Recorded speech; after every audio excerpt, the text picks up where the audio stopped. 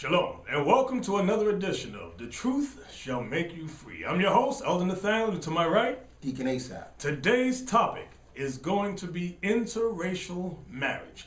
But before we get to that topic, let's go to John chapter 8, verse 32. John chapter 8, verse 32. And ye shall know the truth, and the truth shall make you free. So black man, Latin woman, and black woman, if you want the truth, you must humble yourselves and acknowledge that you are the biblical Israelites, okay? From there, let's go to Deuteronomy chapter 7, verse 3 and 4. Okay, let's get the law on interracial marriage. Is it okay? Deuteronomy chapter 7, verse 3. Neither shalt thou make marriages with them. Thy daughters thou shalt not give unto his sons, nor his daughter shalt thou take unto thy son. For they will turn away thy son from following me, that they may serve other gods. So will the anger of the Lord be kindled against you and destroy thee suddenly. So do y'all hear the law? You're not to give your sons unto their daughters, nor take their sons for your daughters. No interracial marriage. That's the law of God. But you know what a lot of you do? You search the Bible to justify your wickedness. And you go, what about Moses? Moses married an Ethiopian. Yes, Moses did marry an Ethiopian. And the Most High had mercy and allowed it. Why? Remember, where were the Israelites? In captivity. When Moses killed the Egyptian for smiting his brother, where did he run? He ran and fled to the wilderness in the land of Midian. There were no Israelites there for 40 years. So Moses married a woman and had 2 sons, okay? Then he went what? He went back to get the Israelites and to give the law, not the law. He brought forth the plagues on Pharaoh. So now, you are not Moses, okay? And the Most High told Miriam and Aaron, mind your business, shut the hell up. I allowed Moses to do it, okay? But are you in Moses' situation today? Are your people in captivity in another land and you're someplace else? Huh? No, you're not. You're not in that situation. Then the next set of them go, well, okay. What about Ruth? What about Ruth the Moabite? That's what you do. Let's read the law. Let's go to Deuteronomy 23 and verse 3. So we read the law already about no interracial marriage. Let's see what God says about the Moabites and Ammonites. Deuteronomy chapter 23, verse 3. An Ammonite or a Moabite shall not enter into the congregation of the Lord. Even to their 10th generation shall they not enter into the congregation of the Lord forever. Now, your question first and foremost may be, how do you know the Ammonites are the Japanese and the Moabites are the Chinese? When you read Genesis, okay, the history of Sodom and Gomorrah, when the Most High destroyed 5 cities, okay, with there going meteors came down, destroyed the place, okay. You had Lot in a cave with his 2 daughters, okay. Remember, his wife was turned to a pillar of salt. His 2 daughters said, listen, everybody is dead. They thought everybody was wiped out, okay. They said, let's get them drunk. Let's get them drunk. And lay with them. And lay with them, exactly. Thank you. That's what happened. So then, what happens when a daughter has sex with her father and brings forth children? What is the popular medical terminology? It's called what? Mongoloidism or Down syndrome. When your eyes, you get that funny look in your eyes, okay? That pushed in face, exactly. Those slanty eyes. They all got, when you look at them, they all got that. Those same features. Same features, the flat face, the eyes is chinked out. Right. Okay, so one son became the father of the Japanese, that was Ammon. The other son became the father of the Chinese, that was Moab. Okay, now when you read in Ezekiel, it tells you that, I'm going to throw this in there, it says that Nebuchadnezzar took the children of Moab to the east. And remember, Babylon was already in the east, so when it said the east, it meant further east. Okay, so that's where you got your Chinese and your Japanese.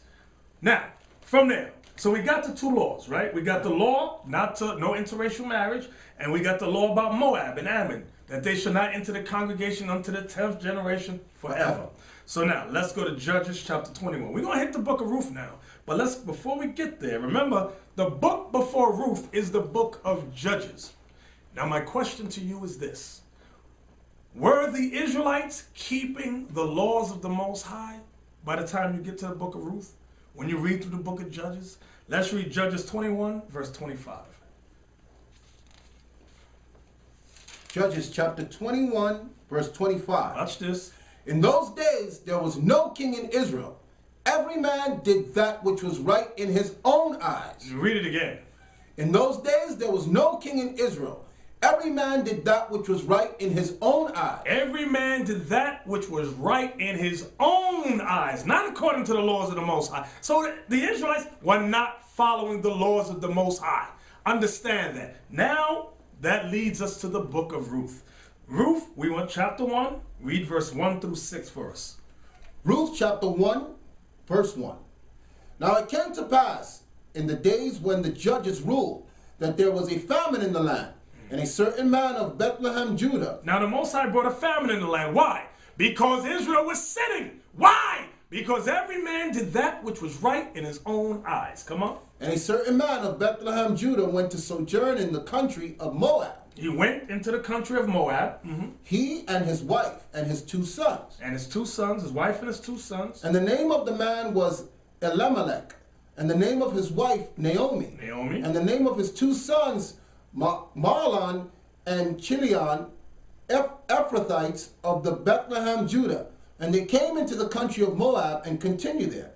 And Elimelech, Naomi's husband, died. So Naomi's husband died. Go ahead. And she was left and her 2 sons. And her 2 sons what? And she was left and her 2 sons.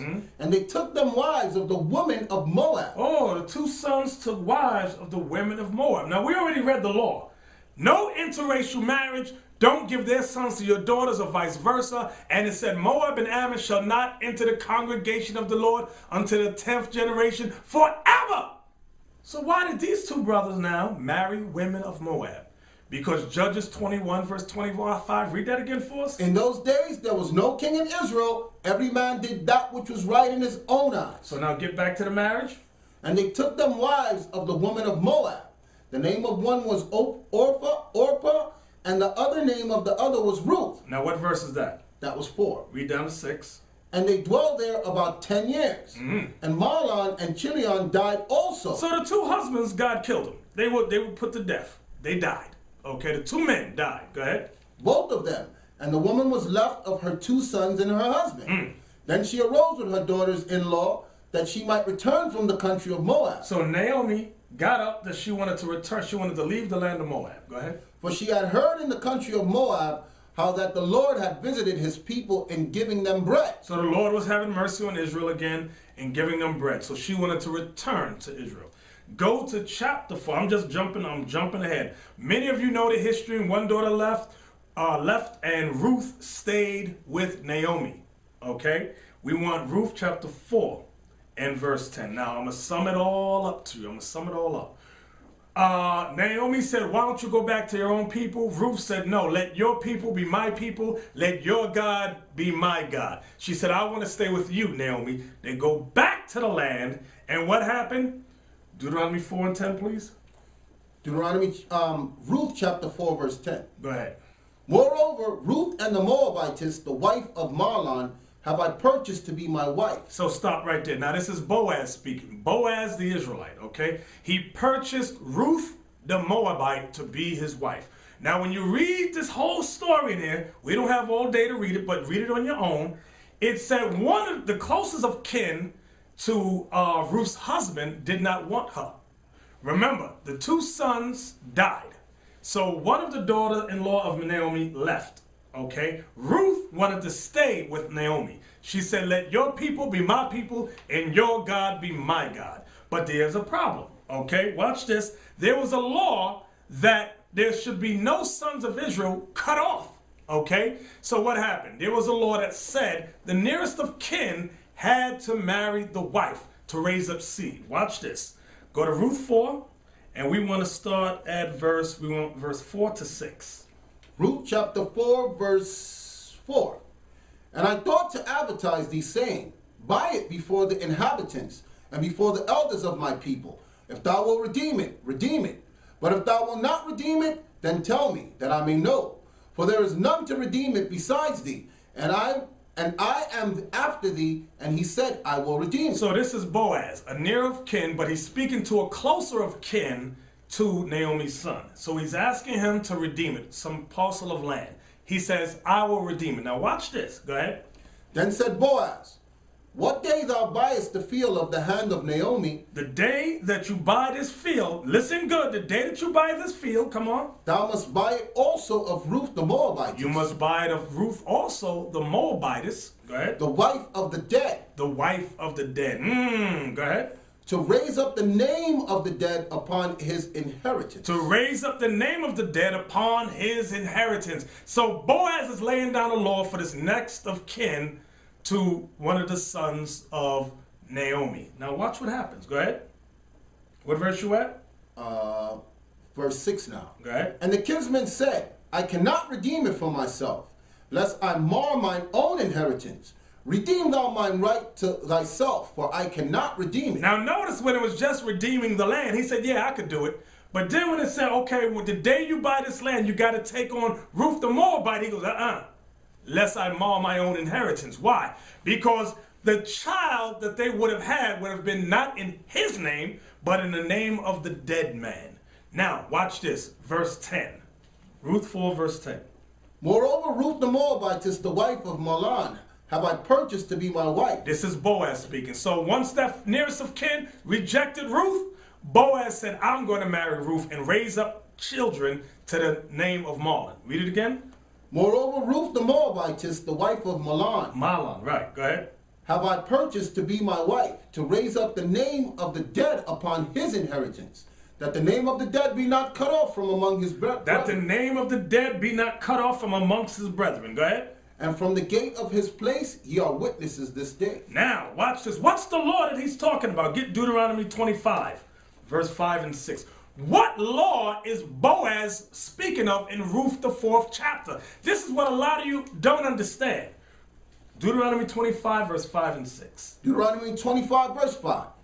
If brethren dwell together, If brethren dwell together, and one of them die, and one of them die, and have no child, and have no child, the wife of the dead shall not marry without unto a stranger. the wife of the dead cannot marry outside unto a stranger. Go ahead. Her husband's brother shall go in unto her, Her husband's brother, meaning next of kin. Go ahead. and take her to him to wife, and perform the duty of an husband's And brother perform the duty of a husband's brother. unto her. And it shall be that the firstborn which she beareth shall succeed in the name of his brother which is dead. So the firstborn would be in the name of the dead father. Understand that? Was that it? Yeah.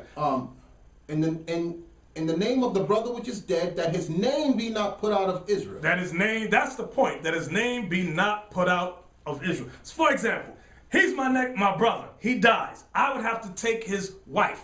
Our firstborn child would be in his name. All inheritance would go to the son in his name, not mine. That's the law. That's the law that was being applied in the book of Ruth.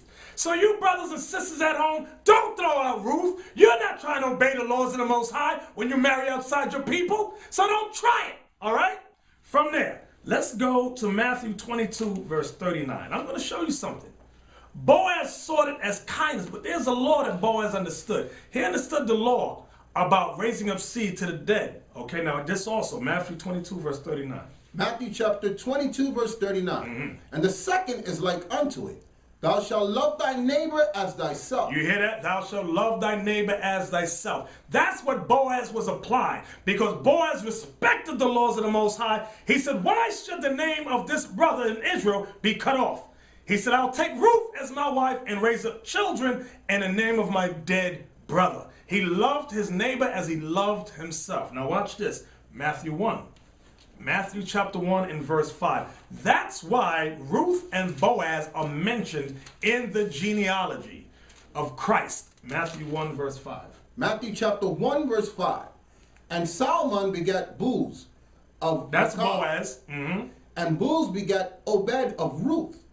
Begat Obed of Ruth. Was that it in verse 5? That's it. That's why they're mentioned there. Why? Because they applied the law, love thy neighbor as you love yourself. That's why when Christ came, he was always teaching the Israelites, love ye one another. That's something you blacks and Latinos don't do. You black men, you despise each other, just like you Latin men despise each other. From there, let's go to Exodus chapter 12 and verse 38. Exodus chapter 12, verse 38. So for your time of mentioning Ruth to justify yourself is over, okay? Exodus 12, 38. Exodus chapter 12, verse 38. And a mixed multitude went up also with them, and the flocks and the herds, even very much cattle. And they baked unleavened cakes of dough, which they brought forth out of Egypt. That was 38? It's 39 now. So now, what happened? Read 38 again. All I want is 38. Verse 38. And a mixed multitude went up also with them, and the flocks and the herds, and even very much cattle. So now, when the Most High delivered the 12 tribes of Israel, a mixed multitude of nations ran out behind the Israelites. We leaving Egypt too. We leaving with y'all. But why do I want to go there? Because you're going to meet a lot of, I call them Christian covered Israelites. That's what I call them. Because you got a lot of Yeshuite Israelites who love that mixed multitude. And you'll find these Israelite congregations with multitudes of white women and white men. And they're all interracial, married to each other up in there. And they go see the mixed multitude. These Israelites who hate themselves and hate their people will search the scriptures to break the Most High's laws. Now watch this. Deuteronomy 28, verse 43. Deuteronomy 28 and verse 43. The mixed multitude ran out behind the Israelites. Watch this. Deuteronomy chapter 28, verse 43. The stranger that is within thee shall get up above thee very high, and thou shalt come down very low. You hear what the law said? What the prophecy is for the Israelites? This is Deuteronomy 28. Now read verse 15 for us, please. Deuteronomy 28, verse 15. I'm bringing this back to your memory. But it shall come to pass, if thou wilt not hearken unto the voice of the Lord thy God, to observe to do all his commandments and his statutes which I command thee this day, that all these curses shall come upon thee and overtake thee. If you don't hearken to the Lord your God and obey all these commandments, that all these curses will come upon you and overtake you. Verse 43 now. Let's see about the strangers. Remember, the mixed multitude of strangers ran out behind us? This is what God says to us. Verse 43. The stranger that is within thee shall get up above thee very high. Who was the stranger that was within us? The strange nations that ran out behind us in Exodus 12, verse 38. Read it again. The stranger that is within thee shall get up above thee very high. So what does the Lord say? He says, you Israelites, if you break my laws, you see those strange nations amongst you that ran out behind you in Egypt, from Egypt? If you break my laws, although they're your slaves now, those mixed nations, those strangers, they're going to get up above you very high. Read it again. The stranger that is within thee shall get up above thee very high, and thou shalt come down very low. Meaning, you Israelites would become the slaves. Those strangers are slaves now, but if you break my laws, they shall be the head and you shall be the tail. Read on. He shall lend to thee. The strangers shall be the ones lending to you. And thou shalt not lend to him. And you Israelites would not lend to them. Go ahead. He shall be the head. Those strangers, those nations that are your slaves right now, they shall be the head, meaning the leaders of you. And thou shalt be the tail. Meaning you shall be the slave. Understand that. Now, watch this. Let's go to Joshua 23. I'm going to remind you of the law again. Joshua 23, verse 11 through 13. I'm going to remind you of the law again. Okay? Joshua 23, verse 11. We want 11 to 13, and that's it. Take good heed, therefore, unto yourselves, that ye love the Lord your God. Else if ye do in any wise go back and cleave unto the remnant of these nations. If you go back from God's laws and cleave unto the remnants of the nations that are around you. Even these that remain among you, and shall make marriages with them. So what is Joshua reminding them? He said, if you leave the Most High's laws, and you make marriages with these other nations, and go in unto them, and they to you, know for a certainty that the Lord your God will no more drive out any of these nations from before you. See that? Joshua reminded you Israelites. He said, if you make marriages with these other nations, the Lord your God would no longer go before you, meaning he won't protect us no more. Go ahead. But they shall be snares and traps unto you. Meaning these other nations that you married, they shall be snares and traps. Now, aren't these other nations that our people marrying today snares and traps? That's right. Look what happened to OJ. You see what happened, right? Got all caught up, all into the midst of madness. Snares and traps. Come on. Down to 13. And scourges in your side. And scourges in your side, meaning they always going to cause you problems. Go ahead. And thorns in your eyes. Thorns in your eyes. Until you perish from off this good land which the Lord your God hath given you. Until you perish from off this good land which the Lord your God given. So Joshua reminded us of the law. He said, in case you forgot what Moses commanded you, I'm going to remind you again. So now watch this. Let's go to Nehemiah 13. Nehemiah chapter 13. Because now what happened after Joshua, sometime later, the Israelites went into captivity. The nation of Israel split into two kingdoms, and the Israelites went into captivity. You had the Assyrian captivity, you had the Babylonian captivity, then you had the Persian Mede captivity. Nehemiah, the prophet, is in the Persian captivity. Watch this. Nehemiah chapter 13, we want verse 23 to 27. Nehemiah chapter 13, verse 23. Watch this. In those days also saw I Jews that had married wives of Ashdod. Africans? So wait a minute. Nehemiah was able to go back to the land of Israel, our homeland. Then he said, in those days did I see what? I saw Jews that had married wives of Ashdod. Who are the Jews? Remember, the Jews comprised of three tribes primarily. Judah, Benjamin, and Levi. That's who was termed Jews. Read it again. In those days, I saw Jews that had married wives of Ashdod. They married wives of Ashdod, Africans. Of Ammon. And Japanese. We already read the law earlier about not to be with them. Right. Go ahead. Of Ammon and of Moab. Moab, the Chinese. Go ahead. And their children spake half in the speech of Ashdod. And their children, when Nehemiah looked at their kids, he said their kids speak in the half in the language of what? Ashdod. And could not speak in the Jews' language. And could not speak Hebrew. So what was happening? The mothers took control of the kids, just like today. What we're reading here is synonymous for your life today. The mothers are the ones raising the kids. So at that time, the mothers didn't raise their kids in the laws of the Most High. The mothers were women of other nations. The mothers raised them in their language. The mothers taught them their gods. Read it again. In those days also saw I Jews that had married wives of Ashdod, of Ammon, and Moab. And their children spake half in the speech of Ashdod, and could not speak in the Jews' languages, but according to the language of each people. But according to the language of each people, whether it was Ammon or Moab, come on. And I contended with them. And I contended with them, come on. And cursed them. And what? And cursed them. Ooh, he cursed those Israelites that did that, come on. And smote certain of them. And he smacked some of them upside the head. And plucked off their hair. And plucked off their hair. And made them swear by God, saying. And made them swear by the Most High God and say what? Ye shall not give your daughters unto their sons. So he's quoting the law to them. He said, you shall not give your daughters unto their sons. Come on. Ye shall not give your daughters unto their sons, nor take their daughters unto your sons. And don't take their daughters unto your sons. For yourselves. For yourselves. Did not King Solomon... Wait. Read this part slow. Did not Solomon, king of Israel, sin by these? Did not King Solomon sin by these things? Meaning, didn't Solomon do the same thing? And it's called what? Read that again. I want you to stress that word. Did not Solomon, king of Israel, sin by these things? It's a sin. It's a sin.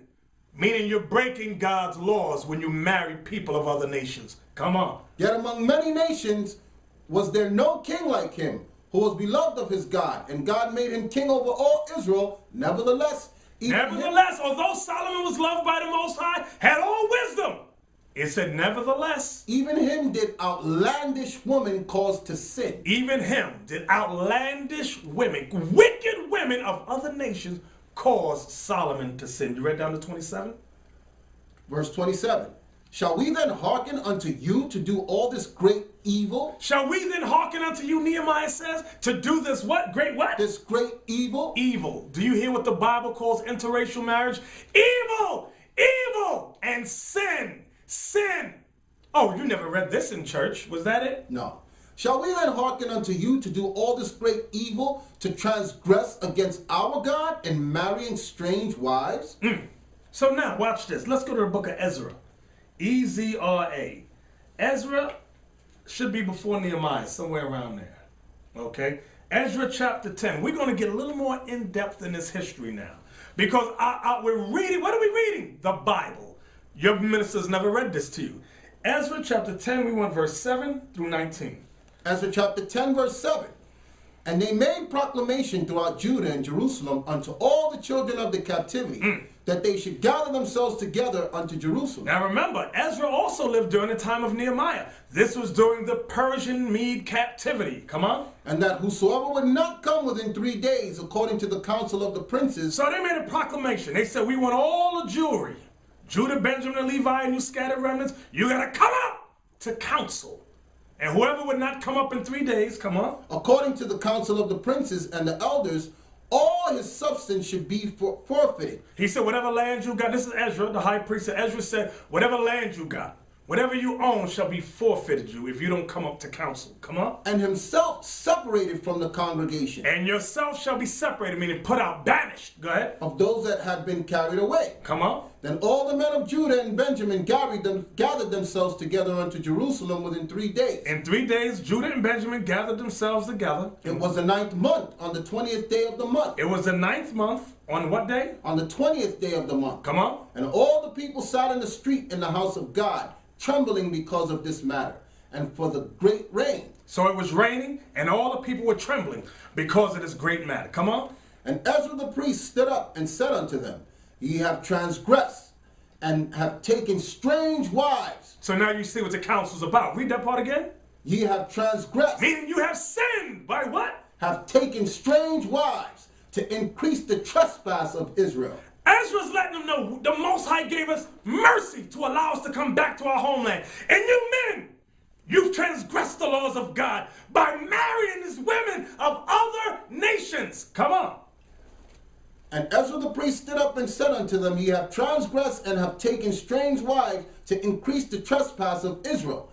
Now therefore make confession unto the Lord, God of your fathers, and do his pleasure, and separate yourselves from the people of the land. And what? And separate yourselves from the people of the land. Separate yourselves from the people of the land. Do you hear the law?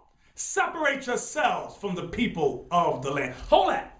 I want you to hold that real quick. No, I'll get the verse later. Keep going. And from strange wives. So you Israelites that's in these other Israelite camps, and you're walking in these camps and saying, whoa, they all married to these other nations. Get out of there. If those Israelite leaders can't repent, leave those congregations. Why? Because it's sin. It's transgression of the Most High's laws. Come on. We went down to 19, remember. Verse 12.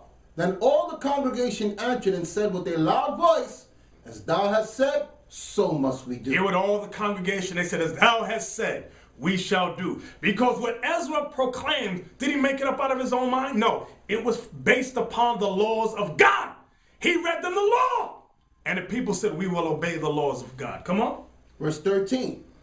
But the people are many, and it is a time of much rain, and we are not able to stand without.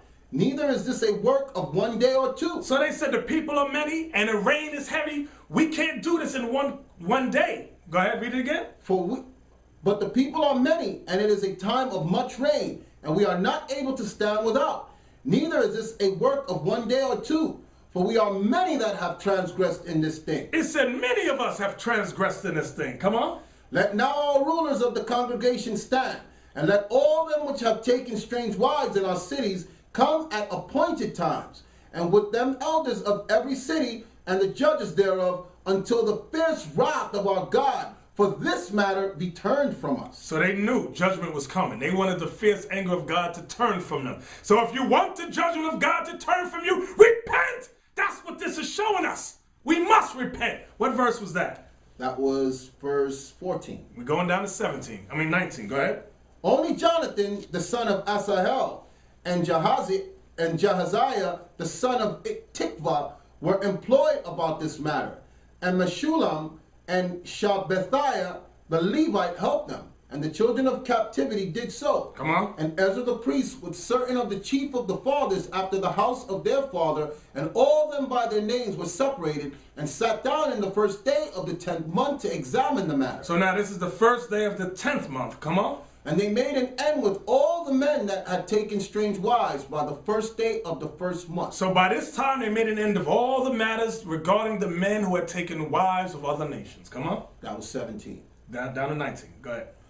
And among the sons of the priests were found that had taken strange wives, namely of the sons of Jeshua, the son of Jozadak, and his brethren Maaseiah. So now they're revealing even the priests, the Levites, had sinned in this matter. Go ahead. And Eleazar and Jarib and Jedaliah, and they gave their hand that they would put away their wives.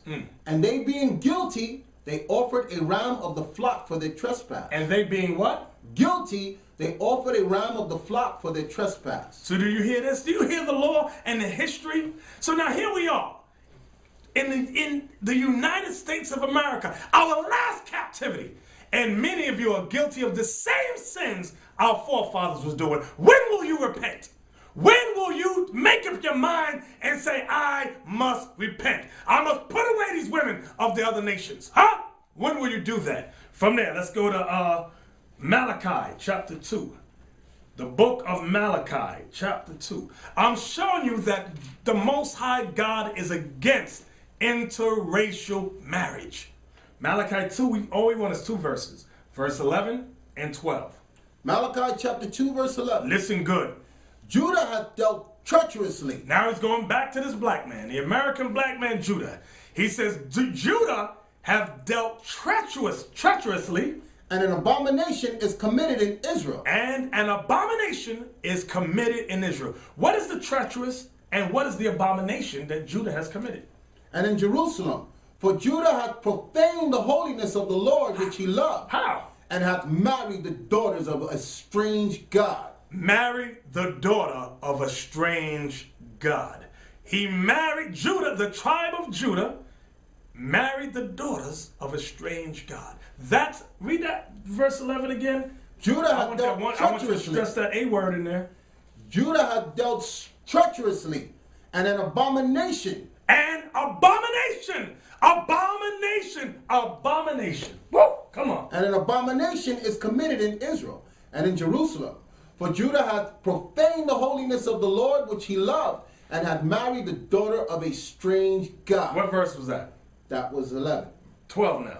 The Lord will cut off the man that doeth. Wait, read that again. The Lord will cut off the man that doeth. Read that again. The Lord will cut off the man that doeth. The Lord will cut off the man that doeth this. You hear what the Bible says? This ain't our words, brothers. This ain't how we feel. This is what the Bible says. Our job is to tell you and teach you what thus saith the Lord, because your ministers have not taught you nothing. Come on. The Lord will cut off the man that doeth this, the master and the scholar. The master and the scholar. Why is he saying the master and the scholar? Because a lot of you so-called Negroes, you become masters and scholars in society, and you become uppity.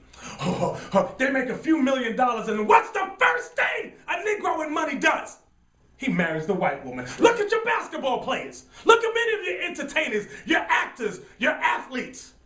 They married the white woman. Don't they got the white man got little cliques of women that they raise up to marry these dumb ball players. Purpose. For that sole how to get a nigga's money. Go out there and shake your booty, because a nigga think he ain't made it until he get a white woman. That's right. Okay. Did you finish verse 12? The Lord will cut off the man that doeth this, the master and the scholar out of the tabernacles of Jacob, and him that offer an offering unto the Lord of hosts. And no matter even if you offering offerings, if you guilty of this sin, the Bible says God will cut you off. So what you doing? You in these other little silly congregations, marrying wives of other nations, talking about the Lord's going to accept my Edomite wife, or my Moabite wife, or my African. No, no, no. The Lord ain't accepting that. We're reading the law to you now. We're reading the history and the prophecy to you now. From there, let's go to Tobit in the Apocrypha, the book of Tobit, chapter 4. We want verse 12 and 13. Okay? So now, you know the only thing that the man has up on a woman? Meaning this. The Israelite man, remember how genealogy is determined. It's determined upon the seed of the man. Meaning this.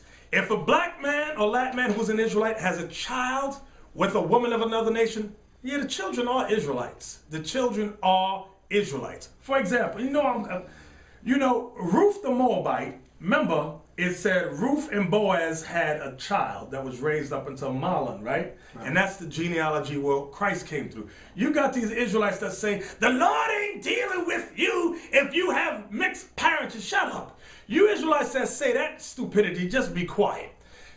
King David's great-grandmother was Ruth the Moabite. That's right. She was their child was through the lineage that Christ came out of. So be quiet. The difference was that child was an Israelite child. Why? Because Boaz put the seed in Ruth and the son. You are what your father is. Understand that. I don't want you to be confused. You are, so I'm going to say it again. You are what your father is. You are not what your mother is. See, they're following a so-called white man. Science. Right. Remember, no, you can get an orange seed and put it any place all over the earth. What kind of tree is going to grow up? An orange tree. Right. Whether it's an apple seed, whatever the seed is, that's what the tree is going to become. So the man puts the seed in the woman. So whatever that man is, that's what that child shall be. Some of you better thank the Lord your father was Negro. A lot of you are ashamed. Huh? Oh, my father is black. You better thank the Most High God. Because if your father's any other race, you finished. And then growing up, you hear those that they're so excited that they're mixed. I'm half this, I'm half that. There's no mixing with the Most High. Thank you. Exactly. It's what the seed of your father is. There's no such thing as mixed with God. Exactly. Because that means David was half Chinese. No, David wasn't half Chinese. David wasn't half Moabite. There's no halvesies in the Bible. Exactly. You are what your father is. Now, Tobit 4, we want verse... No, Tobit 4, before I forget the thought, verse 12 and 13. Because remember we got mentioned talking about the woman next. Go ahead. Tobit chapter 4, verse 12. Beware of all whoredom, my son. Beware of all whoredom. What's he talking about whoredom? What's this? Go ahead. And chiefly take a wife of the seed of thy father. Take a wife of what? Of the seed of thy father. Of the seed of thy fathers. Come on.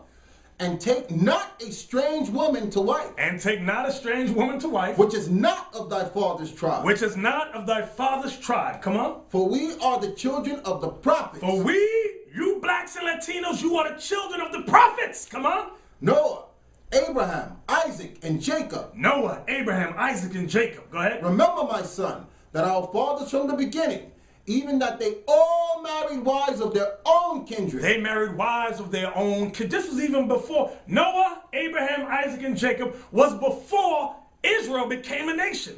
But they married women of their own kinsfolk. Go ahead. And were all blessed in their children, and their seed shall inherit the land. Their seed shall inherit the land. Watch this. Now therefore, my son, watch it. Love thy brethren. Love your brethren. That's what a lot of our people don't do. And despise not in thy heart thy brethren, the son of thy daughters of thy people. Writer-producer Theron Cal says he's on a mission to help black folks. He says black folks are filled with self-hate. Melody Cochran is the daughter of the famed attorney Johnny L. Cochran. Her lifestyle includes relationships and activities that, according to Theron, makes her a sellout. Please welcome Theron Cal and Melody Cochran. Now that is like a very aggressive statement to start off with. You do you know this woman to call her a sellout? No, I've never met her. What is a sellout? So why is my definition of a sellout is somebody who's black, who's harming or hurting other blacks, and someone who's black who dates and or marries non-blacks. So what category does Melody fall under for you to call her a sellout? Well, I don't know, but if she's dating outside of her race, then she would fall into category number 2. Okay, but I guess the question I'm asking is, apparently from the information we got, you feel the lifestyle that she is participating in makes her a sellout. Absolutely. So I'm trying to get to the point of what about her lifestyle have you categorized as selling out? Usually when somebody sells out in terms of dating, interracial dating, usually what's going on is there's 3 things that go on. 1, they don't like being black. 2, they're not too comfortable with themselves. Now, is this your own opinion, or how did you get? And 3, they basically would prefer white culture. Okay. Okay. So what do you base this on? Is this your own personal? This is the research. You know, in doing the Sellout Diaries, we did a lot of research. We talked to a lot of people. I've been on this planet for 30-some-odd years, and I mean, it's common sense. I mean, people avoid what they don't like. They gravitate towards what they like. You're right. So we don't go out and you know, eat things we don't like. We don't hang around people we don't like. And when you choose to exclusively date outside of your race, I mean, you don't have to do an extensive study to figure out what's going on. She's avoiding black men because she doesn't like them. I mean, we can be honest. Now, Theron, what if you like a little variety? That's okay. You can sell out and then come back home, and that's all. So we don't have a problem with that. So is this only for black culture or for all? Okay. With dating outside of my race. Okay, would you tell the truth? You don't like black people. You don't like black men. Just tell the truth. It's okay. Nothing wrong with it. But wouldn't you date black men if you liked them? Read that part again. And despise not in thy heart thy brethren, the sons and daughters of thy people, and not taking a wife of them. For in the pride is destruction and much trouble, and in lewdness is decay and great want. For lewdness is the mother of famine. So you hear that? It says, don't despise your people in not marrying one of them. So what is the Bible saying when you marry outside your race? You hate your people. Nicole Marchand is celebrating another birthday. At 31, she's accomplished a lot. She's a prosecuting attorney and running for state court judge. It'll be a $500 fine. Nicole isn't the kind of woman you'd find standing by on the sidelines of life. But you would find her here, at the Georgia Dome, cheering on the Atlanta Falcons. You've heard of a man's man. Nicole is the quintessential man's woman. She appears to have it all, and yet she's still single. 42% of black women have never been married. That's double the number of never married white women. We broached this serious dilemma with comedian turned relationship guru Steve Harvey, author of the book Act Like a Lady, Think Like a Man. There are still a lot of good men out there who are being overlooked. Harvey says black women don't have to settle, but may need to compromise. You a corporate exec? Does he have to be a corporate exec? You make $150,000 a year. He has to make $150,000 or above? That's your requirement? Like many black men, she's also open to dating outside her race. In fact, in the past decade, the number of black women entering interracial marriage has more than doubled. I just feel that there's a lot of taboo associated with dating black women because I don't think that they're necessarily going to want to take us home to see mama. You hate your people because a lot of you hate yourselves. A lot of you black women too. You know what they say? Well, there's no black people in my circle. Then you better change your circle of friends. Fine, you go to work, you got all the other nations around you, but you better go home to your people. You better go home to your people and marry a son or daughter of your people. You got basketball players where there's no black women around from you. Lying black men. Lie, bunch of liars that you are. You married a white woman because you hate yourself. You got low self-esteem. You feel you ain't made it unless you got the white woman on your arm. Okay? That's how you feel. That's what you think. And the Bible proves it. God says you despise your people when you marry somebody outside your race. Melody says she doesn't date black men because, in her words, they're cheap, and they're always making excuses for why they can't succeed. Melody also says, I think I'd rather stick pins in my eyes than date a black man. I think they're cheap. They call you up on the phone. Even if I see like a cute black guy, I give him my phone number. He calls me, and he just wants to talk. He talks, never say, you know, let's go out or let's do this. It's just talk till my face is blue. I'm like, I don't want to talk. I could be doing something else. Then if they do want to take you out, if you go out, it's barbecues or something tacky. What do they tell you about black women? They say that they're greedy, that sort of like her, how she is. I'm not greedy. I work 6 days a week. I have my own business. Okay? Right. I just have a higher standard than what they're willing to give. When they get to the high level, they get a white woman. All I have are the scraps. I don't want them. Okay. From there, let's go to Nehemiah chapter 9 in the Bible. Nehemiah chapter 9. I'm going back to the issue on the strangers because you got the little funky little Israelite congregations popping up, and I got the white woman, brother. I'm going to show you what the law says again in case you forgot. Nehemiah chapter 9, verse 2. Nehemiah chapter 9, verse 2. And the seed of Israel separated themselves from all strangers. And the seed of Israel, meaning all the children of Israel, what? Separated themselves from all strangers. Separated themselves from all strangers. Separated themselves from all strangers. You know it's going to be a sad day. A sad day when you realize that this Bible is a true book. This Bible is the only true book. I'm going to show you something. Habakkuk 2. Go to Habakkuk 2, verse 5 through 9. Okay? Habakkuk 2, 5 through 9. Okay? Watch this. Okay? Because a lot of you get in this thing, you just want to marry all the other nations. Some of you are a rainbow coalition. Habakkuk 2, 5 through 9. Habakkuk chapter 2, verse 5. Yea, also, because he transgressed by wine. This he that transgresses by wine is the so-called white man of the United States of America. We've gone over it in other topics, so search those topics, but keep going. Yea, also because he transgresseth by wine. Now the wine that he transgresses by is his lies. His political lies, his political agenda, his constitution. For example, they allow you in the Constitution, you have certain inalienable rights. You can go out and marry whoever you want. Go ahead.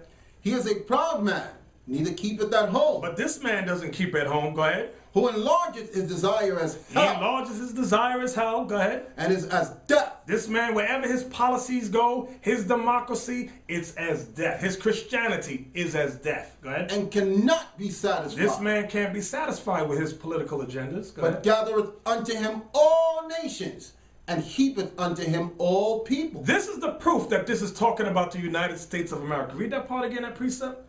But gathereth unto him all nations. He gathereth unto him all nations. And heapeth unto him all people. And heapeth unto him all peoples. What nation is this talking about? The United States of America has all nations here. This ain't talking about Iraq. This ain't talking about Kuwait. This is talking about the United States of America. Read on. Shall not all these take up a parable against him? All the nations that are here shall take up a parable against this man. And a taunting proverb against him, and say, what are they going to say? Woe to him that increases that which is not his. Because America increases their political agenda by taking down many nations. He increases that which is not his. Come on. How long? How long?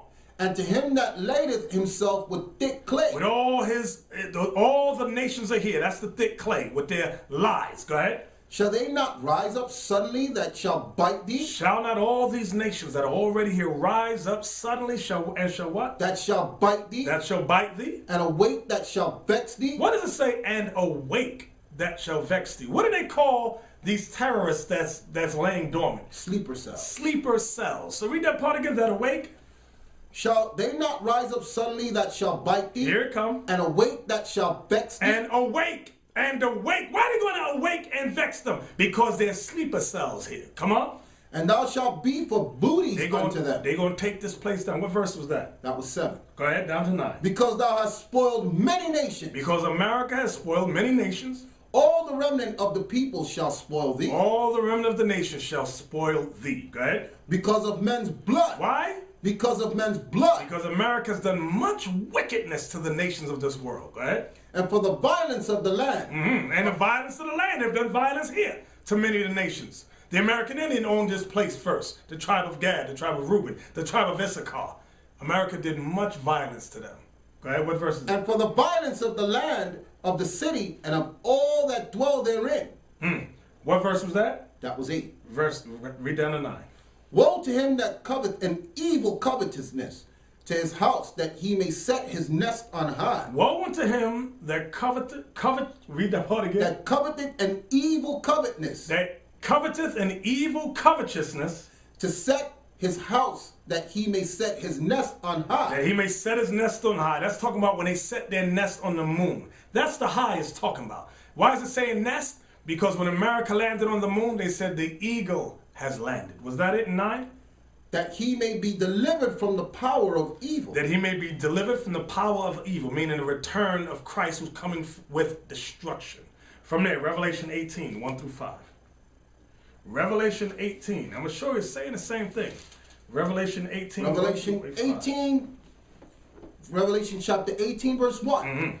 And after these things I saw another angel come down from heaven, having great power, and the earth was lightened with his glory. Come on. And he cried mightily with a strong voice, saying, Babylon the Great is fallen. So John sees in a vision that Babylon the Great, which is the United States of America, is fallen. Go ahead. It's fallen, and has become the habitation of devils. Because when this place is destroyed, John sees in a vision that this place becomes a habitation of devils. Just like Isaiah 34 says. Go ahead. And the hold of every foul spirit, and a cage of every unclean and hateful Because word. only the owls and the ravens and the vultures are going to inhabit this place. Go ahead. For all nations have drunk of the wine of the wrath of her fornication. So how do you know this is talking about America? Read that part again. For all nations have drunk of the wine of the wrath of her fornication. For all nations have drunk of the wine of her wrath. Her wine, America's wine, is their politics, their religions.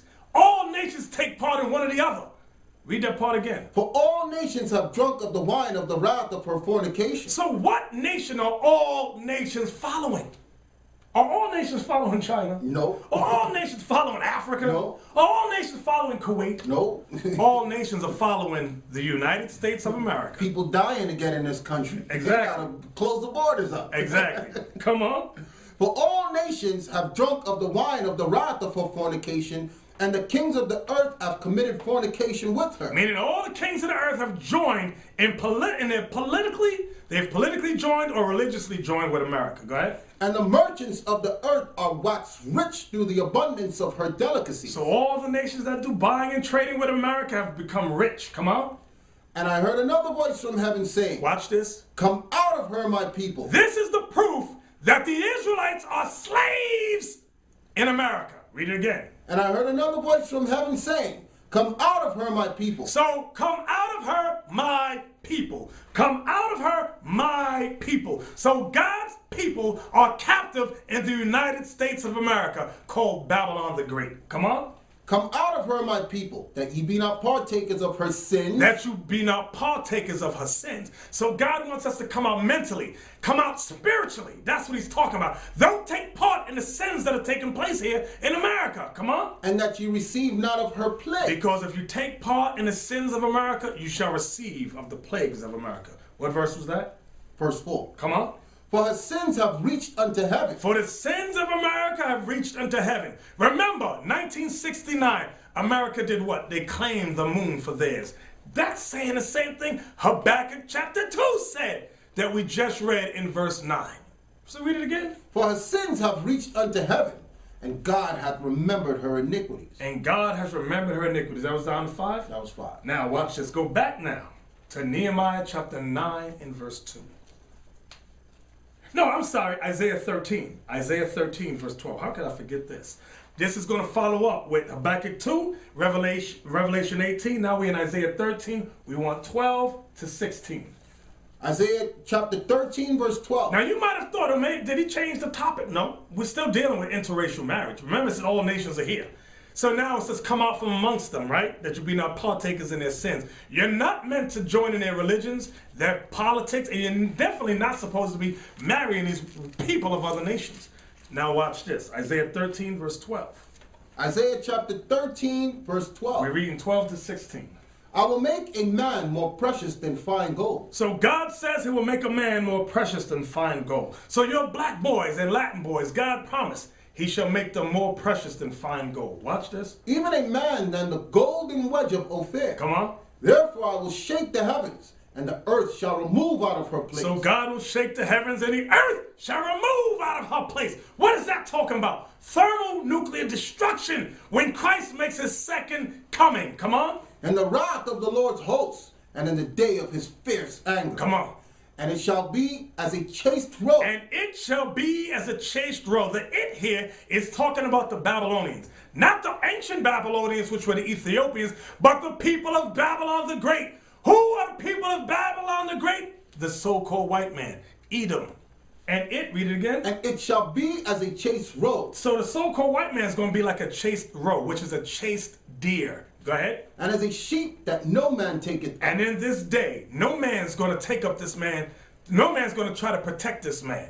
Listen good to what the prophecy says. Watch this. They shall every man turn to his own people. The prophecy is, when the day of this destruction, every man shall turn to his own people. Every man shall turn to his own people. Go ahead. Now, why is that important?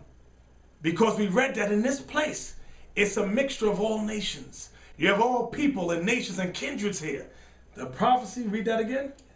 They shall every man turn to his own people. Come on. And flee everyone into his own land. Everybody's going to try to run to their own land. Watch this. Everyone that is found shall be thrust through. Everyone that is found shall be thrust through. Meaning, who's that talking about going to be thrust through?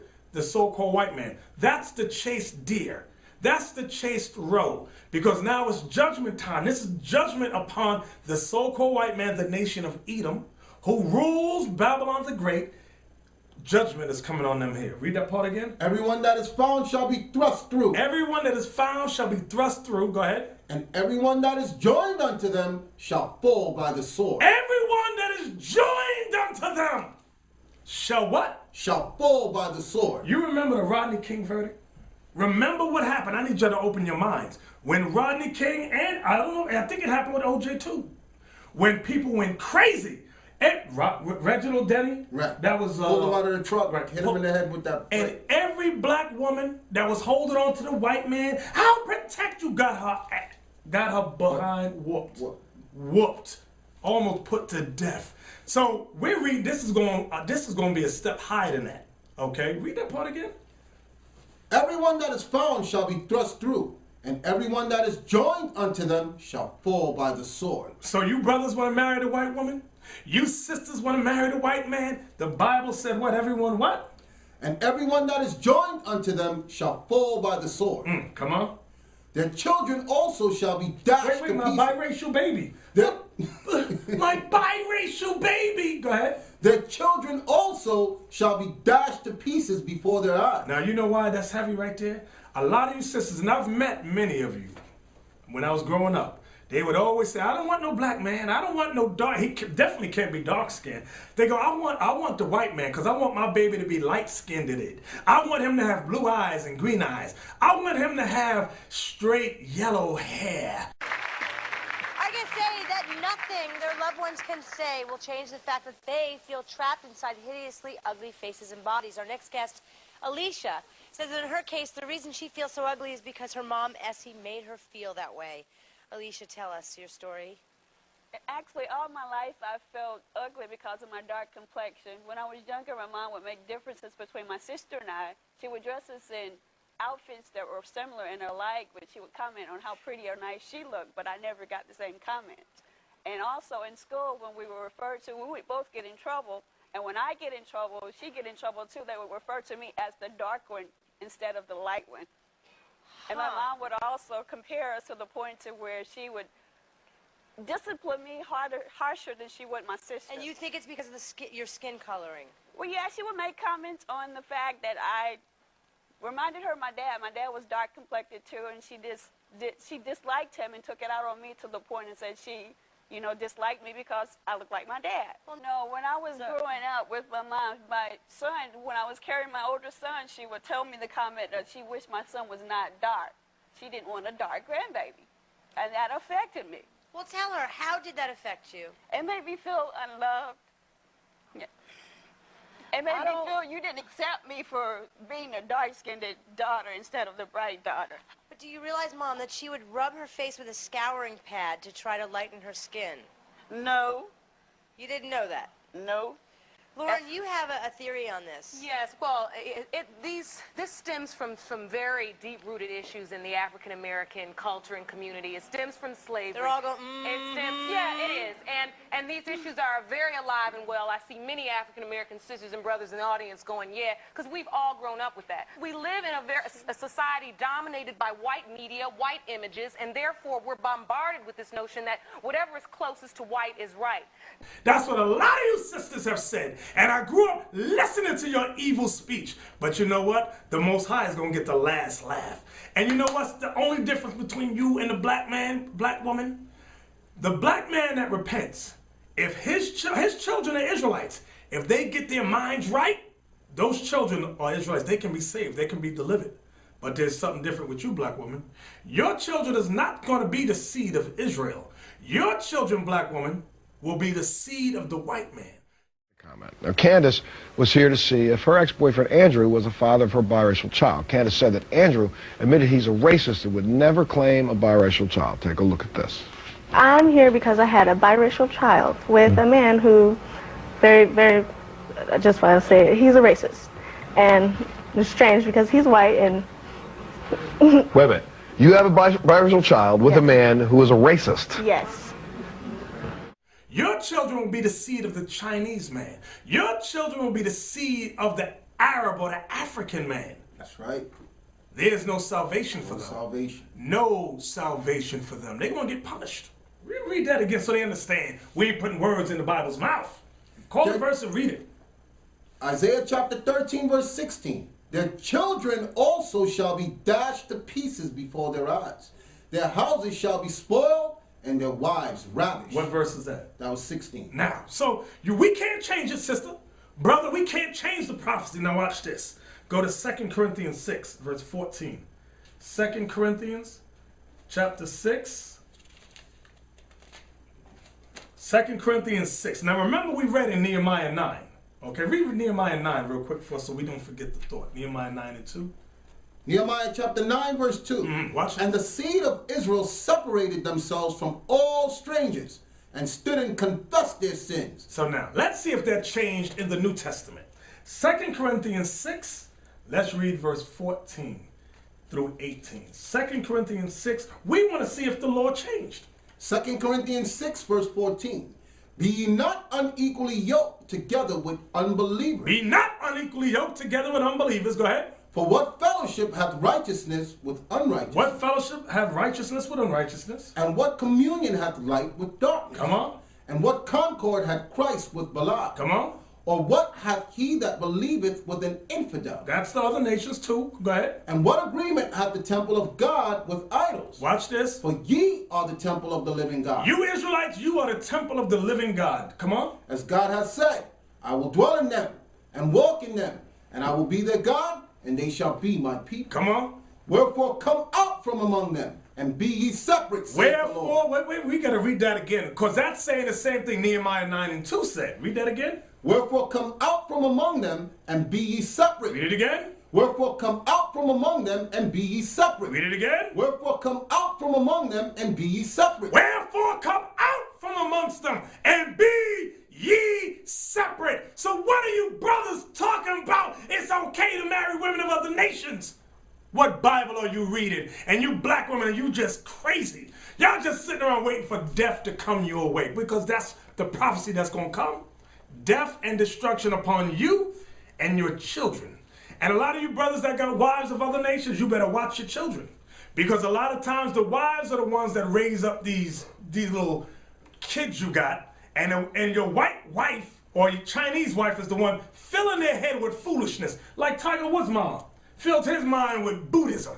Okay? He talking about, well, if I had just remained being a Buddhist, I wouldn't be in a sex scandal. Oh, yes, you would. That's why the law said there would be snares and traps amongst you. The Most High know what he's talking about. The Most High knows what he created of all the nations. You think God didn't know what he meant? Watch this. Deuteronomy 32 and 7, I think it is. Watch this. Deuteronomy 32 and 7. Read that quick. I think that's it about the Most High, the nations. 32 and 7. Come on. Deuteronomy chapter 32, verse 7. Remember the days of old. Consider the years of many generations. Ask thy father, and he will show thee. Watch verse 8 is the point. Thy elders, and they will tell thee. Watch this. When the Most High divided to the nations their inheritance. When the Most High divided to the nations their inheritance? When he separated the sons of Adam. When he what? When he separated the sons of Adam. When he what? When he separated the sons of Adam. God always separated the nations. But America has taught you, no, we shall bring all nations together. And you foolish black men, you foolish black women, you foolish Latin men, you foolish Latin women have fallen for the wine of their fornication. You've fallen for their lies. And said, I can marry any nation I want to marry. And you've disregarded your creator. You've disregarded the one true God and his son, Jesus the Christ. Back to Corinthians now. Back to Corinthians. So you see, there's no private interpretation. We're going precept upon precept upon precept, showing you the Bible has not changed. You've changed. You've been manipulated. You've been deceived. What verse you at? Verse 17. Call the whole thing? 2 Corinthians 6, verse 17. Come on. Wherefore come out from among them, and be ye separate. Wherefore come out from amongst them and be ye separate. Where are we reading? The New Testament. Come on. Wherefore come out from among them, and be ye separate, saith the Lord, and touch not the unclean thing. Touch not the unclean thing means what? Don't be partakers in the sins of America. Don't be partakers in their lies here, their religious lies, their political lies, talking about, I can marry whoever I want, and I can celebrate their holidays.